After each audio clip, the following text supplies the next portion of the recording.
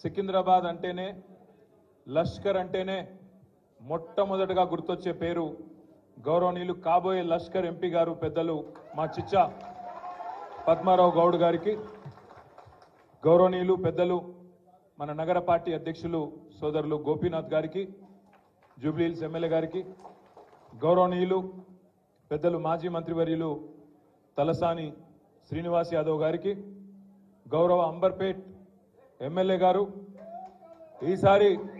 ఈసారి కిషన్ రెడ్డి గారి ఓటమికి కిషన్ రెడ్డి గారిని అంబర్పేట్లోనే అడ్డుకొని అక్కడే మెజారిటీ ఇస్తానని చెప్పి గట్టిగా వాగ్దానం ఇచ్చిన మా అంబర్పేట్ ఎమ్మెల్యే కాలేరు వెంకటేష్ అన్న గారికి, మషీరాబాద్లో బ్రహ్మాండమైన మెజారిటీతో రెండవసారి గెలిచిన సీనియర్ నాయకులు పెద్దలు గౌరవనీయులు అన్న ముఠా గోపాల్ గారికి, గౌరవనీయులు శాసన మండలి సభ్యులు పెద్దలు మీ అందరికీ సుపరిచితులు, గతంలో ఆసిఫ్ నగర్లో తర్వాత నాంపల్లిలో సిటీ పాలిటిక్స్లో మీ అందరికీ ఆప్తులు పెద్దలు అన్న ఎంఎస్ ప్రభాకర్ రావు గారు శాసన మండలి సభ్యులు, గౌరవనీయులు పెద్దలు డాక్టర్ శ్రవణ్ దాసోజు గారు, గౌరవనీయులు సోదరులు రావుల శ్రీధర్ రెడ్డి గారు, బ్రహ్మాండంగా ఇప్పటిదాకా మిమ్మల్ని అందరినీ ఉత్తేజితులు చేసే విధంగా ప్రసంగించిన సోదరులు షేక్ అబ్దుల్లా సోయల్ గారు, గౌరవనీయులైన పెద్దలు సోదరులు మాజీ కార్పొరేషన్ అధ్యక్షులు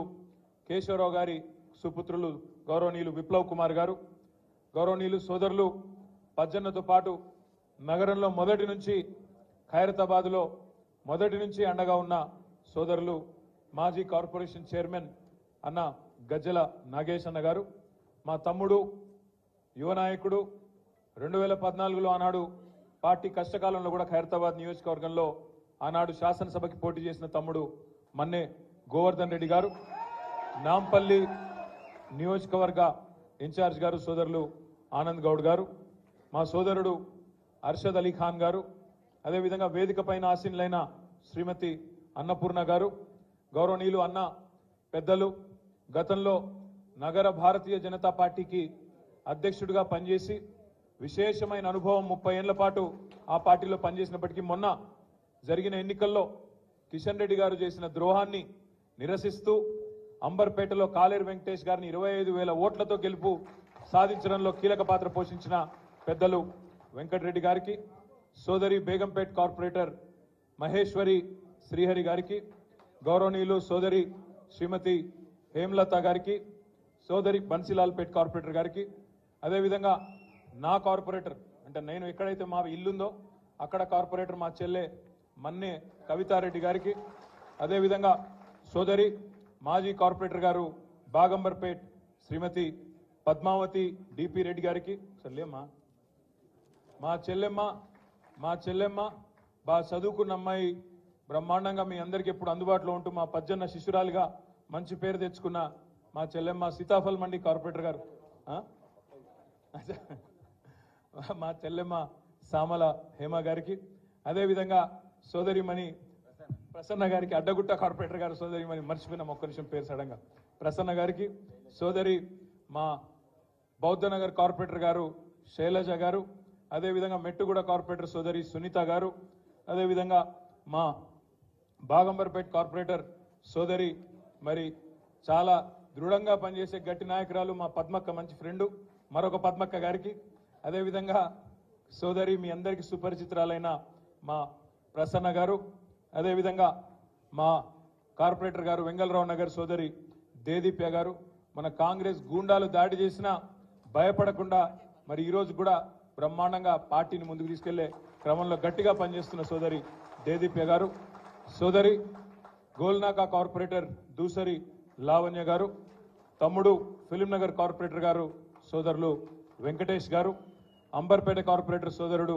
విజయ్ కుమార్ గౌడ్ గారు, తమ్ముడు మన ఇప్పుడు రాజ్ కుమార్ యూసుఫ్ కూడా కార్పొరేటర్ కదా, యూసుఫ్ కూడా కార్పొరేటర్ తమ్ముడు రాజ్ కుమార్ పటేల్ గారు, అదేవిధంగా ఇక మా తమ్ముడైతే మీకు తెలుసు రామేశ్వర్ గౌడ్ గారు, మరొక తమ్ముడు ముఠా జయసింహ గారు, ఇంకా ఎవరెవరు పేర్లు చెప్పలేదో వాళ్ళు ఎవ్వరు కూడా తిట్టుకోకరు దయచేసి అందరు కవర్ అయ్యి.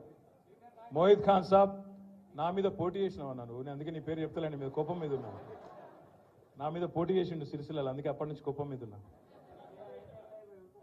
పేరు పేరున మరి ఈరోజు ఈ కార్యక్రమంలో పాల్పంచుకుంటున్న సికింద్రాబాద్ నియోజకవర్గ ఆడబిడ్డలకు అన్నదమ్ములందరికీ పేరు పేరున హృదయపూర్వకంగా నమస్కారాలు, హృదయపూర్వకంగా మీ అందరికీ ధన్యవాదాలు.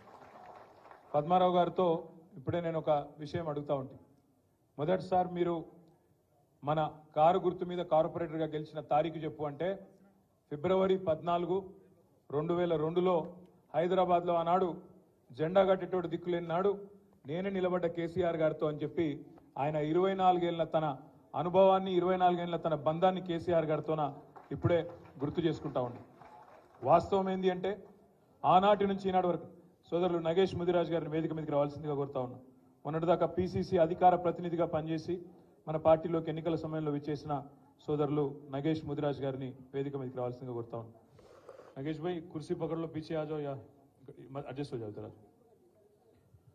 అదేవిధంగా పద్మారావు గారు మొన్న తను ఎంపీ క్యాండిడేట్గా పేరు డిక్లేర్ కాగానే నేను అబద్ధం ఆడతలేను, భజన అబద్ధం ఆడతలేను, ఇదేమి పెద్దగా చెప్తలేను, పెద్దగా చేసి చెప్తలేను. కేసీఆర్ గారి దగ్గర ప్రకటన వచ్చింది. వచ్చిన 2 గంటల లోపలనే దాదాపు నాకు ఒక 20-25 మెసేజ్లు వచ్చినాయి. ఎక్సలెంట్ చాయిస్, బ్రహ్మాండమైన నిర్ణయం తీసుకున్నారు పద్మారావు గారిని పెట్టి అనే మాట కేవలం గంటన్నర 2 గంటల్లోనే, ఆ మీటింగ్ అయిపోయిన అట్లా స్క్రోలింగ్ వచ్చిన 2 గంటల్లోనే మెసేజ్ల మీద మెసేజ్లు వస్తున్నాయి. ఎందుకంటే ఒక విశ్వాసం కలిగింది సికింద్రాబాద్ పార్లమెంట్లోని ప్రతి కార్యకర్తకు, ఇక్కడ ఉండే ప్రతి నాయకుడికి ఒక విశ్వాసం ఏం కలిగిందంటే తప్పకుండా ఈసారి బీఆర్ఎస్ మొట్టమొదటిసారి 24 సంవత్సరాల చరిత్రలో సికింద్రాబాద్ పార్లమెంట్ ఈసారి కొడుతుంది, అది పద్మారావు గారి సారథ్యంలో జరుగుతుందనే ఒక విశ్వాసం ప్రకటనతోనే వెంటనే వచ్చిన మాట వాస్తవం. కానీ ప్రకటనతోనే వచ్చిన టెంపోని పడిపోనీయకుండా 53 రోజులు కాపాడవలసిన బాధ్యత, ప్రజల్లోకి పోవలసిన బాధ్యత మన మీద ఉన్నదన్న మాట నేను మీకు విజ్ఞప్తి చేస్తా ఉన్నాను. ఇప్పుడు చెరువు నిండినాక కప్పలు మస్తుగా వస్తాయి. మంచి రోజులు ఉన్నప్పుడు, అధికారం ఉన్నప్పుడు చాలా మంది వస్తారు. కానీ కష్టకాలంలో నిలబడ్డోడే నిజమైన నాయకుడు అనే మాట నేను మీకు ఈ సందర్భంగా విజ్ఞప్తి చేస్తాను. ఇప్పుడు దానం నాగేందర్ ఆయన గురించి నేను ఎక్కువ చెప్పగానే సరే పోయిండు. నేనేమంటున్నా అంటే తిట్టకురా భయ్, ఎందుకు తిట్టుడు, సపరేట్గా ఎలక్షన్ చూపెడితే అయిపోతాను, తిట్టుడు ఎందుకు. నేనేమంటున్నా ఒకటే మాట, పెద్దలు చెప్తారు రాజకీయాల్లో హత్యలు ఉండయి, ఆత్మహత్యలు ఉంటాయని చెప్తారు. రాజకీయాల్లో ఖుద్కుషి ఉంటుంది తప్ప బస్ హత్యలు ఉండవు. తప్పుడు పనులు చేస్తే, తప్పుడు నిర్ణయాలు తీసుకుంటే ఖతమైపోతారు ఆటోమేటిక్గా. ఇవాళ నాగేందర్ భాయ్ సాబ్ కూడా అదే రకమైన ఒక తప్పుడు నిర్ణయం తీసుకున్నాడు, అధికారం కోసం ఆశపడ్డాడు. ఇవాళ గెలిపించిన ప్రజలకు వెన్నుపోటు పొడిచి అందులోకి పోయిండు.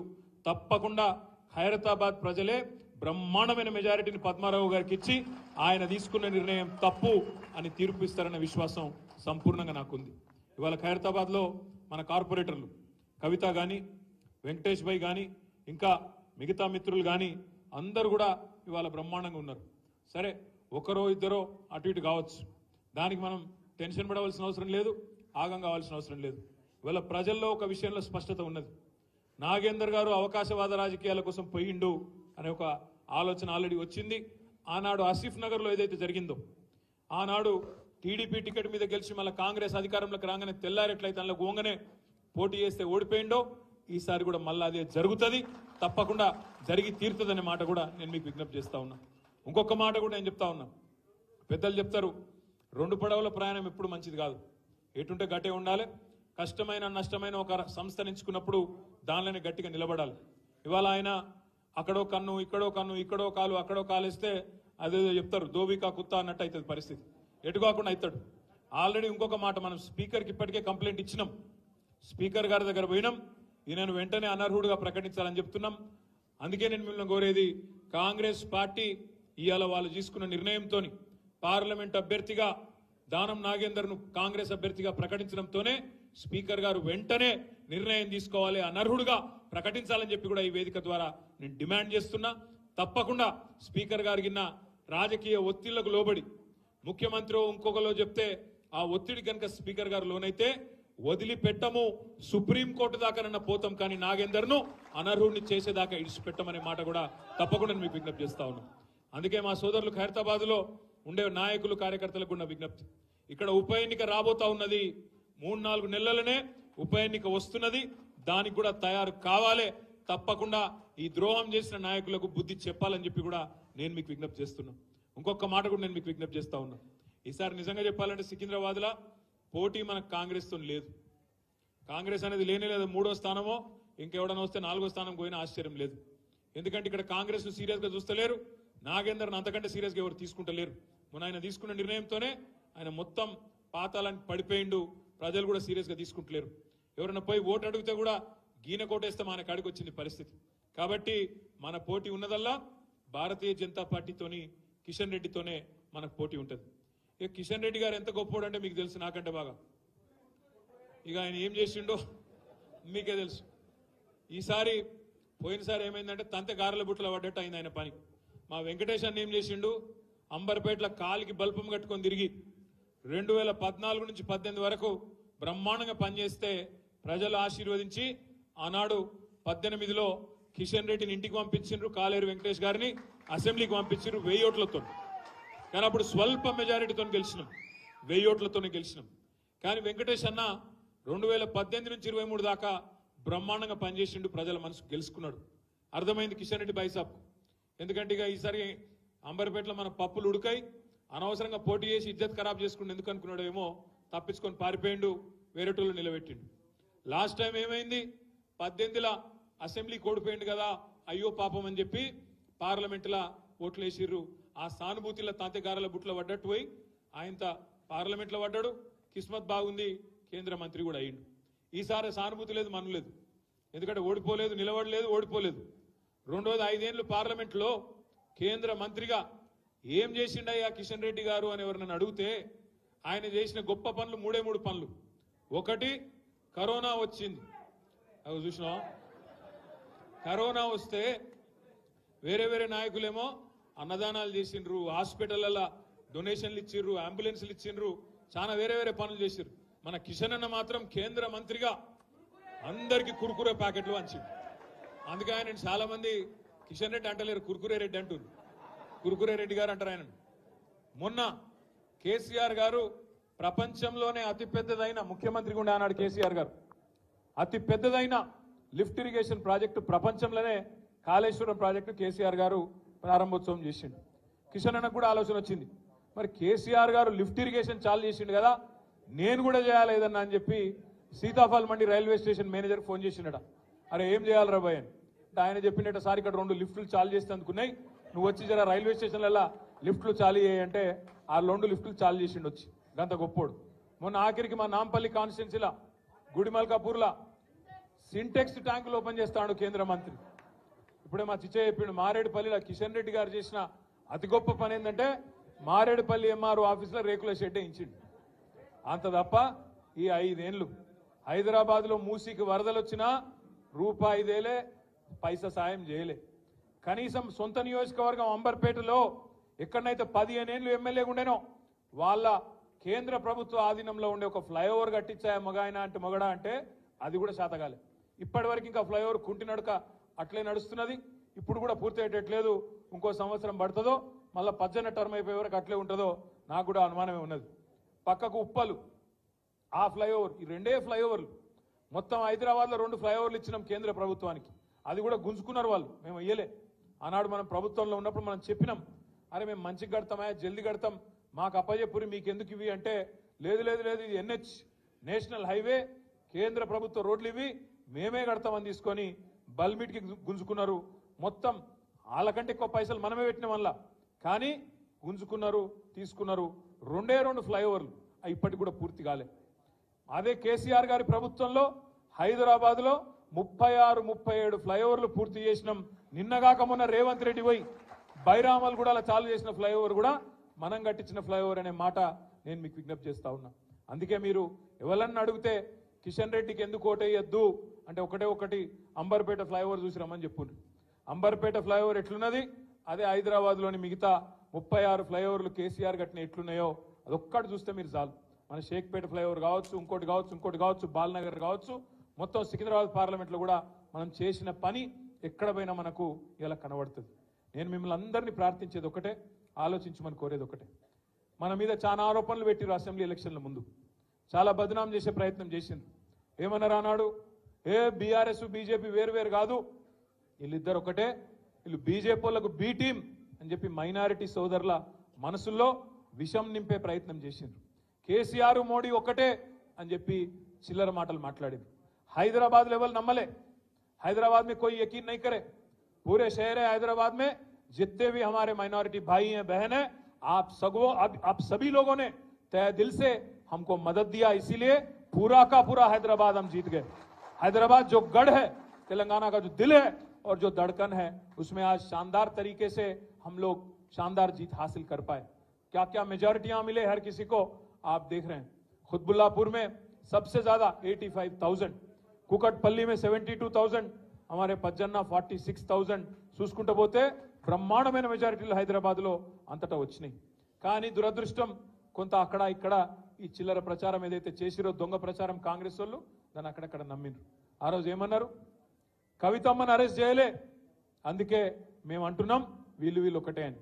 మరి ఇవాళ నేను అడుగుతున్నా ఆ రోజు కవితమ్మ సుప్రీంకోర్టులో కేసు ఉండే, స్టే ఉండే, అందుకే అరెస్టు చేయలేకపోయిండు. కానీ ఇలా పగబట్టి ఇంటికొచ్చి ఒక కవితమ్మనే కాదు, కవితమ్మని అరెస్ట్ చేసిండ్రు, ఇద్దరు ముఖ్యమంత్రులను అరెస్ట్ చేసిండ్రు. అంటే ఎట్లున్నదంటే రేసు ఉరుకుతే నేను ఒక్కనే ఉరకాలి తప్ప ఎవడు ఉండొద్దు ఇక మైదానంలో అన్నట్టు మోడీ గారు ఇలా మొత్తం ప్రతిపక్షాలను అరెస్ట్ చేసే ప్రయత్నంలో ఉన్నారు. మరి ఇవాళ ఏమంటది ఈ కాంగ్రెస్ పార్టీ, మీరు ఆలోచన చేయాలని చెప్పి నేను కోరుతా ఉన్నా. ఇంకొక మాట కూడా మీరు ఆలోచన చేయండి. आज मोदी को और बीजेपी को रोकने की ताकत, रोकने की हिम्मत, रोकने की आज जो एक माहौल बनाना चाहिए वो आज वो ताकत कांग्रेस पार्टी में नहीं है। इसलिए आज ममता बनर्जी बोल रही है वहां पे बंगाल में कि कांग्रेस पार्टी 40 पार नहीं कर पाएंगी, क्योंकि अगर किसी को रोकना है बीजेपी को, किसी को अगर रोकने की, किसी में अगर रोकने की ताकत है तो वो है रीजनल लीडरों में, ताकतवर लीडरों में, जैसे केसीआर, जैसे ममता बनर्जी, जैसे अरविंद केजरीवाल, इनमें है। कांग्रेस में वो ताकत नहीं है. ఇతనే చెప్తలేని మాట నేను. ఇలా మీరు చూడండి దేశం అంతటా ఎవరు ఆపగలుగుతున్నారు బీజేపీని? కేవలం బలంగా ఉన్న ప్రాంతీయ నాయకులు ఆపగలుగుతున్నారు తప్ప కాంగ్రెస్లో ఆ పరిస్థితి లేదు. ఇక దానిలా ఇక్కడున్న కాంగ్రెస్ అయితే చాలా విచిత్రమైన కాంగ్రెస్. ఈ కాంగ్రెస్ అసలు ఇది కాంగ్రెసా బీజేపీ అర్థం కాదు మనకు కొద్దిసేపు చూస్తే. आप एक मिनट सोचो, ऊपर राहुल गांधी है दिल्ली में, उन्होंने क्या बोलते, चौकीदार चोर है बोलते, चौकीदार चोर है अंटाడు. మరి ఇక్కడున్న రేవంత్ రెడ్డి ఏమో नहीं चौकीदार नहीं है इनो, चोर नहीं है इनो, हमारे बड़े भाई है, चौकीदार चोर है ఆయన అంటాడు, ఈయననేమో బడే భాయ్ है हमारे అని ఈయన అంటాడు. ఇంకొక మాట మీరు ఆలోచించండి, अदानी के लिए काम करते प्रधानी एंड राहुल गांधी अंटाడు. अदानी के लिए काम करते प्रधानी राहुल गांधी का बोलना है.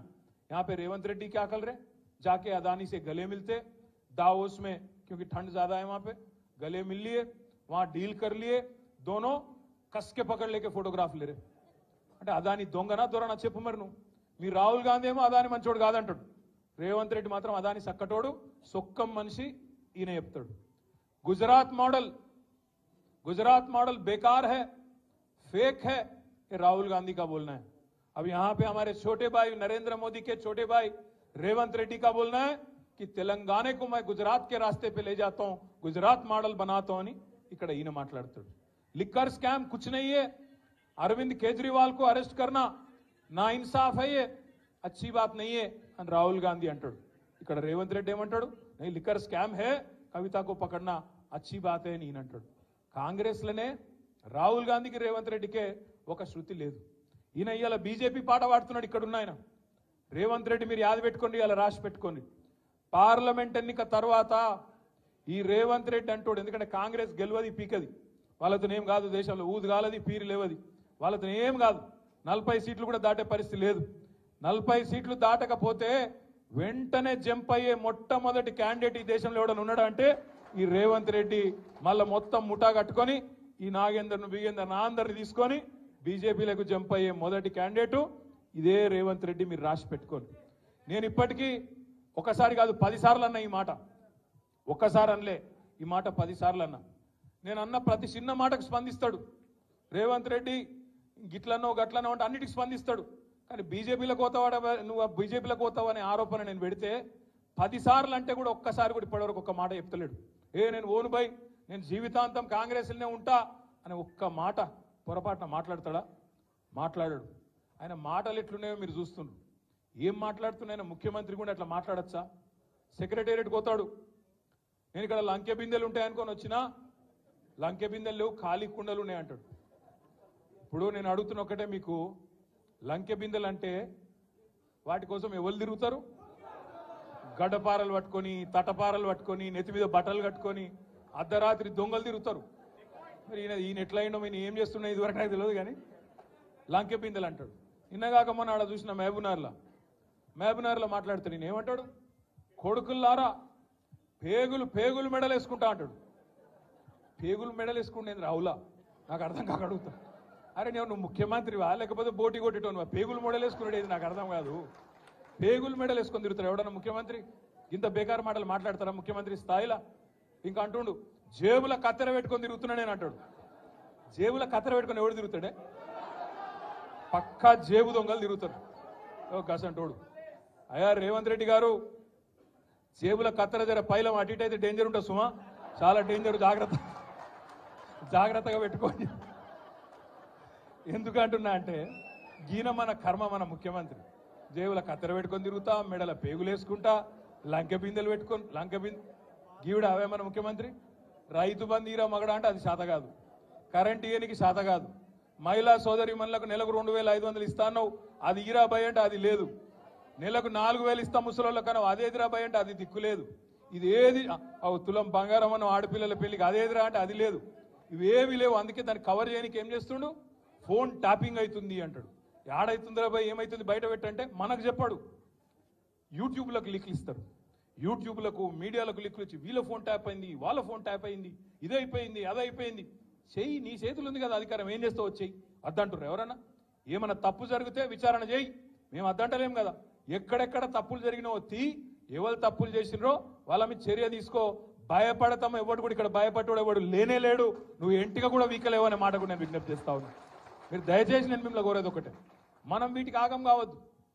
ఈ 100 రోజులల్లా అస్సలు పనిచేసే తెలివేమో లేదు, కరెంట్ ఇచ్చే ముఖం లేదు, మంచిళ్ళు ఇచ్చే ముఖం లేదు, రైతు బంద్ చేసే ముఖం కాదు, రైతులు చస్తుంటే రైతుల పొలాలు ఎండుతుంటే ఆయన పోయే తెలివి లేదు. ఓదికు ఇసుక దందా, ఓదికు రైస్ మిల్లర్లను పిలిచి బెదిరించుడు, ఓదికు క్రషర్లను పిలిచి బెదిరించుడు, ఓదికు బిల్డర్లను పిలిచి బెదిరించుడు, మాకు పార్లమెంట్ ఎన్నికలకు పైసలు కావాలి, ఢిల్లీకి కప్పం కట్టాలి అని 2000 కోట్లు ఇప్పటికే మెల్లగా జమ చేసుడు. ఆ జమ చేసుడు బయటికి రాకుండా ఏం చేయాలి? ఇగో ఫోన్ ట్యాపింగ్ అవుతుంది, ఇగో ఈ స్కామ్ అవుతుంది, గొర్రెల స్కామ్ అవుతుంది, బర్రెల స్కామ్ అవుతుంది అని టీవీలలో తిప్పాలి, మన నెత్తులని ఖరాబ్ చేయాలి. అసలు కథ ఏంది? కిందనేమో ఇసుక స్కామ్లో ఒక మంత్రి దొరుకుతాడు, ఇంకో దగ్గర రైస్ మిల్లర్లు ఇంకో మంత్రి బెదిరిస్తాడు, ఇంకో దగ్గర క్రషర్ల మీద దాడులు చేసుకుంటా అక్కడ పైసలు వసూలు చేస్తారు, ఇక్కడ బిల్డర్ల మీద దాడులు చేసుకుంటా ఇక్కడ పైసలు వసూలు చేస్తారు. నేను అడుగుతున్నా రేవంత్ రెడ్డి, హైదరాబాద్ పరిధిలో ఇలా నువ్వే మున్సిపల్ మంత్రివి, నేను ఇదివరకు మొన్నటిదాకా నేను డిసెంబర్ దాకా నేను మంత్రిగా ఉంటి కాబట్టి నాకు తెలుసు డిపార్ట్మెంట్లో ఏం జరుగుతుందో నాకు కూడా తెలుసు. ఇవాళ నేను అడుగుతున్నా, గత 3 నెలలుగా హైదరాబాద్లో బిల్డింగ్ పర్మిషన్లు ఎందుకు వస్తలేవు? ఏ కారణం చేత బంద్ పెట్టినావు? బిల్డర్లను పిలిచి బెదిరించి మీరు పైసలు కడితేనే పర్మిషన్ ఇస్తా అంటున్న మాట వాస్తవం కాదా? ఢిల్లీకి 2500 కోట్లు నువ్వు సామంతరాజు కాబట్టి ఢిల్లీకి కప్పం కట్టాలి కాబట్టి ఇవాళ అక్కడ 2500 కోట్లు జమ చేసి కట్టిన మాట వాస్తవం కాదా? ఇవి దోపిడి సొమ్ము కాదా? ఇలా నువ్వు మాట్లాడతావు ఈ తప్పు జరిగింది ఆ తప్పు జరిగింది అని బోగస్ ముచ్చట్లు, కేసీఆర్ని తిట్టుడు, అడ్డమైన ఛానళ్లలో ప్రచారాలు చేసుడు, పబ్లిక్ దిమాక్ అంతా ఫిరాయించిపోయేటట్టు అడ్డమైన మాటలు మాట్లాడు, అసలు మాటలు మాట్లాడు. ఈ మధ్యలో మీరు తెలుసు హైదరాబాద్లో ఏం జరిగిందో పద్మారావు గారికి కూడా మన కేసీఆర్ గారు చెప్పినారు, గోపి గారు కూడా చెప్పినారు. హైదరాబాద్లో మనం ఉన్నప్పుడు 20,000 లీటర్లకు ఫ్రీ నీళ్ల కోసం 11.5 లక్షల మందికి దగ్గర 11.5 లక్షల కుటుంబాలకు 20,000 లీటర్లకు ఫ్రీ నీళ్లు ఇచ్చినాం. కానీ ఈ ప్రభుత్వం వచ్చినాక, కాంగ్రెస్ ప్రభుత్వం వచ్చినాక మొన్న దగ్గర 8 లక్షల కుటుంబాలకు కొత్తగా 1000 రూపాయల బిల్లులు పంపిస్తా ఉన్నారు బస్తీలలో ఇయ్యాలి. దాని మీద కొట్లాడవలసిన బాధ్యత మన మీదనే ఉన్నది అనే మాట నేను మీకు గుర్తు చేస్తా ఉన్నా, విజ్ఞప్తి చేస్తా ఉన్నా. అదేవిధంగా ఫ్రీ కరెంట్ అన్నారు, ఫ్రీ కరెంట్ 200 యూనిట్ల వరకు అన్నారు. మరి ఈరోజు ఏమైతుంది? ఇళ్లల్లా కిరాయినోళ్ళకేమో వర్తించది, ఓనర్కు మాత్రమే ఇస్తాం అని చెప్పి ఇలా కిరాయినోళ్లకు ఇయ్యకుండా అందరికి ఇస్తామని మొదలు చెప్పిండ్రు. మొదలేమో అందరికి అన్ని ఫ్రీ అన్నారు, ఇప్పుడేమో కొందరికే కొన్ని ఫ్రీ అంటాను. రేషన్ కార్డు అని కట్టింగు, ఇంకోటని కట్టింగు పెట్టి కటింగులు చేసే ప్రయత్నం చేస్తున్నారు. దీని మీద కూడా అడ్డుకోవాల్సిన బాధ్యత, పోరాడవలసిన బాధ్యత ప్రజలకు చెప్పవలసిన బాధ్యత మన మీదనే ఉన్నది. ఇవాళ కాంగ్రెస్ వాళ్ళు నమ్ముకున్నదేమో పచ్చి అబద్ధాల ప్రచారాలను, హైదరాబాద్లో ఉండే కొంతమంది టీవీ ఛానళ్లను అడ్డం పెట్టుకొని, యూట్యూబ్ ఛానళ్లను అడ్డం పెట్టుకొని దిమాగ్ ఖరాబ్ చేసే ప్రయత్నమేమో వాళ్ళు చేస్తాను. ఇక బీజేపీలకు తెలిసింది ఒకటే ఒక విద్య, రామ్ నామ్ జపనా పరాయమాల అప్నా. 10 ఏళ్ళు ఏం బిక్కినరా అంటే అది చెప్పనికి ఏం లేదు. 10 ఏళ్ళు ఏం చేసిరా మోడీ గారు ఈ దేశానికి అంటే చెప్పేందుకు ఏం లేదు కిషన్ అన్నకు. అందుకే ఏం చెప్పాలి, జై శ్రీరామ్. మేము కూడా జై శ్రీరామే, మాకేం అభ్యంతరం లేదు. కానీ కాకపోతే మీరు ఆడుతున్న ఈ నాటకం, రాముణ్ణి అడ్డం పెట్టుకుని ఆడుతున్న నాటకం ఏదైతుందో తప్పకుండా అందరం కూడా పసిగట్టవలసిన అవసరం ఉంది. ఇలా ప్రతిపక్షాల గొంతు నొక్కడం, జైల్లో పెట్టడం, ఎలక్షన్లలో మానసికంగా ప్రతిపక్షాలను వేధించడం, దొంగ కేసులు పెట్టడం. నేను ఒక్కటే అడుగుతున్నా ఇవాళ మోడీ గారిని, కిషన్ రెడ్డి గారిని. కిషన్ రెడ్డి అంటాడు నిన్న లిక్కర్ స్కామ్లో ఏమేముందో నేనంతా బయట పెడతా. అది కోట్లనే ఉండే, కోట్ల పెట్టు, బయట పెట్టు. నిజంగా తప్పు జరిగితే బయట పెట్టు, బయట పెట్టి కోర్టులో జడ్జి గారు శిక్ష వేస్తాడు, తప్పకుండా న్యాయం జరుగుతుంది. ఇష్టం వచ్చినట్టు బయట ఒర్లుడు, నోరు వారేసుకున్నాడు కాదు. 5 ఏళ్లు కేంద్ర మంత్రిగా సికింద్రాబాద్కి ఏం చెప్పినావో, ఏం చేసినావో ఇప్పటి వరకు చెప్పమని చెప్పి నేను అడుగుతా ఉన్నా. చెప్పి ఓటు అడుగుమని చెప్పి నేను కోరుతా ఉన్నా. పద్మారావు గారు ఇప్పుడే ఒక మాట అన్నారు, నేను రాబోయే 5 ఏళ్ల పాటు సికింద్రాబాద్ ఎంపీగా మీకు ఎల్లవేళలా ఎమ్మెల్యేగా ఎట్లా అందుబాటులో ఉన్నానో అట్లనే ఉంటా, మీకోసం గొంతు విప్పుతా, మీకోసం పార్లమెంట్లో కొట్లాడతా, సికింద్రాబాద్ హక్కుల కోసం, సికింద్రాబాద్ ప్రజల కోసం తప్పకుండా మీ గొంతునై పార్లమెంట్లో వాదిస్తా అనే మాట పద్మారావు గారు చెప్తా ఉన్నారు. ఇలా పోటీ 3 నాయకులకు మధ్యన జరుగుతున్నది. ఒక ఫెయిల్ అయిన ఎంపీ కిషన్ రెడ్డి గారు ఎందుకు పనికిరాడనే ఒక ఆలోచన ప్రజలకు వచ్చి ఖచ్చితంగా ఓడగొట్టాలి కిషన్ రెడ్డిని అనే ఒక ఆలోచనకు సికింద్రాబాద్లో ఇప్పటికే ప్రజలు అంబర్పేటతో సహా అంతటా కూడా వచ్చినారు. అదేవిధంగా ఇంకొక దిక్కేమో ఏక్ మోకఫరస్ ఆద్మీ, ఏక్ మోకఫరస్ లీడర్ దానం నాగేందర్. ఎటు అధికారం ఉంటే అటు పోయి అక్కడ ఇయ్యాల, అక్కడ ఆ పార్టీలో పోయిండు నాగేందర్ గారు. రాజీనామా చేయకుండా, నైతిక విలువలు కూడా పాటించకుండా ఆ పార్టీలో పోయిండు. ఇంకో దిక్కేమో ఒక క్యారెక్టర్ ఉన్న నాయకుడు, కష్టమైన నష్టమైన 24 ఏళ్లు ఎత్తిన జెండా దించకుండా కొట్లాడుతున్న నాయకుడు పద్మారావు గారి రూపంలో మనకున్నాడు అనే మాట నేను మీకు విజ్ఞప్తి చేస్తా ఉన్నా. ఒక సెక్యులర్ నాయకుడు, అందరినీ మనిషిని మనిషిగా చూసే నాయకుడు, మనిషిని మతం కోణంలో కాకుండా పేదవాడిని పేదవాడిగా చూసే నాయకుడు పద్మారావు గారి రూపంలో, కేసీఆర్ గారి రూపంలో మనకున్నారు. అందుకే నేను మిమ్మల్ని అందరినీ ప్రార్థించేది, పద్మారావు గారి పేరు ప్రకటించగానే ఒక వెల్లువలాగా అభిమానం, ఒక వెల్లువలాగా ప్రజాస్పందన వచ్చింది. बहुत एक जोश, एक जज्बा कि हम लोग जीतने वाले हैं, बिल्कुल जीतेंगे इस बार बोल के सिकंदराबाद में लश्कर में एक माहौल बन गया. बस इस माहौल को बरकरार रखना है, इसको और मजबूत करना है, इसको आगे ले जाके मरी पूरी तरह से पद्माराव साहब अच्छी तादाद से जीतने की हर कोशिश हम लोग करेंगे. भाइयों, मैं एक ही बात आपसे कह के मैं विदा लेता हूं और आपसे रुखसत लेता हूं. मैंने कहा था असेंबली इलेक्शन के दरमियान, आपको याद दिला रहा हूं, मैंने कहा था आपसे दबाने की, धमकाने की बहुत सारे कोशिशें चल रही है, हमें डराने की कोशिशें भी काफी चल रही है इन चिपिना. आज आप देख रहे हैं क्या हो रहा है, मुल्क में क्या माहौल है आप देख रहे हैं. कभी एक जमाना था हमारे हिंदुस्तान में, एक मुसलमान राष्ट्रपति था, प्रेसिडेंट ऑफ इंडिया, एक सिख प्रधानमंत्री था. तब हिंदुस्तान खतरे में नहीं था, हिंदू महफूज था. पर आज आप देखिए, एक हिंदू प्रधानमंत्री है, हिंदू राष्ट्रपति है, हिंदू चीफ मिनिस्टर है. अब लोग कहते हैं बीजेपी वाले कि हिंदुस्तान खतरे में है, हिंदू खतरे में है. भाइयों, हिंदू खतरे में नहीं है. आज अगर सच बोलूं तो हिंदुस्तान खतरे में है और बीजेपी की वजह से आज हिंदुस्तान खतरे में है. हिंदुस्तान में जमूरियत खतरे में है. ఈరోజు దేశంలో ప్రజాస్వామ్యమే ప్రమాదంలో పడ్డది, ఇది వాస్తవం. ఈడీలు, సిబిఐలు, ఐటీలు ఇట్లాంటి సంస్థలను అడ్డం పెట్టుకొని శిఖండి రాజకీయం చేయడమే ఒక అలవాటుగా బీజేపీ పెట్టుకున్నది. తప్పకుండా వాళ్లకు బుద్ధి చెప్పాలంటే సికింద్రాబాద్ పార్లమెంట్లో రేపు ఇక్కడ కిషన్ రెడ్డి గారిని ఒక సిట్టింగ్ కేంద్ర మంత్రిని ఓడగొట్టడం ద్వారా నరేంద్ర మోడీ గారికి గట్టి సందేశం ఇచ్చినట్టయితది, తప్పకుండా ఒక గట్టి మెసేజ్ ఇచ్చినట్టయితది. కాబట్టి అందరం రాబోయే 53 రోజుల పాటు గట్టిగా కలిసికట్టుగా కొట్లాడదాం. ఖైరతాబాద్ నియోజకవర్గంలో ఎక్కడైతే ఈరోజు మనకు ఎమ్మెల్యే లేరో అక్కడ ఒక కోఆర్డినేషన్ కమిటీ వేసుకుందాం. నాంపల్లిలో ఎక్కడైతే ఇవాళ మనకు ఎమ్మెల్యే లేరో అక్కడ కూడా ఒక కోఆర్డినేషన్ కమిటీ వేసుకుందాం. సీనియర్ నాయకులు ఉన్నారు, పెద్దలు ఉన్నారు, అందరినీ సమన్వయం చేసుకొని ముందుకు పోదాం. మా తమ్ముళ్ళు చిన్న సమస్య చెప్పినారు, ఆనందన్న ఇది అయిపోగానే ఆ బెడ్దో అయిపోగానే ఇట్లాంటి చిన్న చిన్న సమస్యలు, ఇంట్లో ఉండే కుటుంబ సమస్యలు పరిష్కారం చేసుకుందాం. ఇంకా అక్కడక్కడ ఉంటాయి. घर में 4 लोग आए तो कहीं सार अरे उर्रकरा भाई नी गुరించి మాట్లాడను कुछ हल्ला मत करो बैठो कुछ మీ అందరితో నేను ప్రార్థించేది ఏంటంటే ఒక ఇట్లా చేయొద్దు. ఇంట్లో సమస్య ఉంటే బజార్లో కొట్లాడుకోవద్దు కదా. ఇంట్లో మాట్లాడుకోవాలి, ఒక అర్రలో కూర్చోవాలి, మాట్లాడుకోవాలి. బజార్లో కొట్లాడేటోడు మన మనిషి అవుతాడా? కాబట్టి నేను మీ అందరితో కోరేది మనది మనం కూర్చోవాలి, మాట్లాడుకోవాలి. పెద్ద మనుషులు ఉన్నారు, ప్రభాకర్ అన్న ఉన్నాడు, పద్మరావు అన్న ఉన్నాడు, సిటీలో ఎమ్మెల్యేలు ఉన్నారు. కూర్చోవాలి, మాట్లాడుకోవాలి. ఏమన్నా ఉంటే సమస్య ఉడగొట్టుకోవాలి. 10 మందిలో లొల్లి చేసి పార్టీ ఇజ్జత్ తీసుకొని ఏం సాధిస్తాం? దయచేసి నేను మిమ్మల్ని కోరేది అందరినీ కూడా, మనం పద్మారావు గారి గెలుపు కోసం, మన పార్టీ గెలుపు కోసం ఎక్కడైతే ప్రభుత్వాన్ని రాష్ట్రంలో కోల్పోయినామో మళ్ళా మీ జైత్ర యాత్ర ప్రారంభమైంది. ఇక్కడి నుంచి హైదరాబాద్కి వెళ్ళే ప్రారంభమైంది, సికింద్రాబాద్కి వెళ్ళే ప్రారంభమైంది అనే విధంగా పజ్జన్న గెలుపు మే 13 నాడు జరగాలి.